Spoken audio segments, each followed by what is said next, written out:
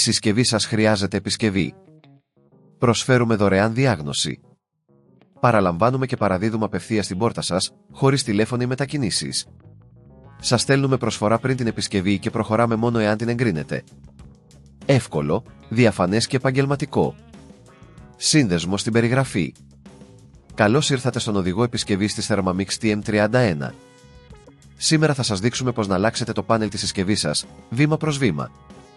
Πριν ξεκινήσουμε, θα χρειαστείτε μερικά εργαλεία, ένα κατσαβίδι Philips, ένα κατσαβίδι επίπεδο και ένα σετ από μικρά κατσαβίδια. Αρχικά, αποσυνδέστε τη συσκευή από την πηγή ρεύματος για λόγους ασφαλείας. Στη συνέχεια, αρχίζουμε να αφαιρούμε τις βίδες που συγκρατούν το πίσω κάλυμα. Χρησιμοποιήστε το κατσαβίδι Philips για να αφαιρέσετε προσεκτικά όλες τις βίδες γύρω από την περίμετρο. Μην ξεχάσετε να τις φυλάξετε σε ένα ασφαλές μέρος για να μην τις χάσετε. Αφού αφαιρέσετε όλες τις βίδες, προχωρήστε στην αφαίρεση του πίσω καλύματος. Χρησιμοποιήστε το επίπεδο κατσαβίδι για να βοηθήσετε στην αποκόλληση αν είναι κολλημένο. Προσέξτε κατά την αφαίρεση, καθώς υπάρχουν ευαίσθητα καλώδια που μπορεί να τραυματιστούν. Αφαιρέστε προσεκτικά το κάλυμα και τοποθετήστε το στην άκρη. Τώρα, θα δείτε το εσωτερικό της συσκευής. Είναι σημαντικό να καθαρίσετε την περιοχή γύρω από το πάνελ με ένα μαλακό πανί, ώστε να απομακρύνετε τη σκόνη και τα υπολείμματα. Αυτό θα βοηθήσει στην καλή λειτουργία του νέου πάνελ.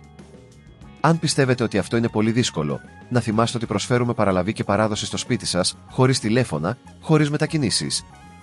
Στη συνέχεια, εντοπίστε το πάνελ που χρειάζεται αντικατάσταση. Αφαιρέστε τις βίδες που το συγκρατούν με το κατσαβίδι Philips. Αφού αφαιρέσετε τις βίδες, προσεκτικά αποσυνδέστε τα καλώδια από το πάνελ. Βεβαιωθείτε ότι έχετε σημειώσει πως είναι συνδεδεμένα, ώστε να μπορείτε να τα επανασυνδέσετε σωστά αργότερα. Τώρα είναι η ώρα να τοποθετήσετε το νέο πάνελ. Συνδέστε πρώτα τα καλώδια όπως ήταν πριν.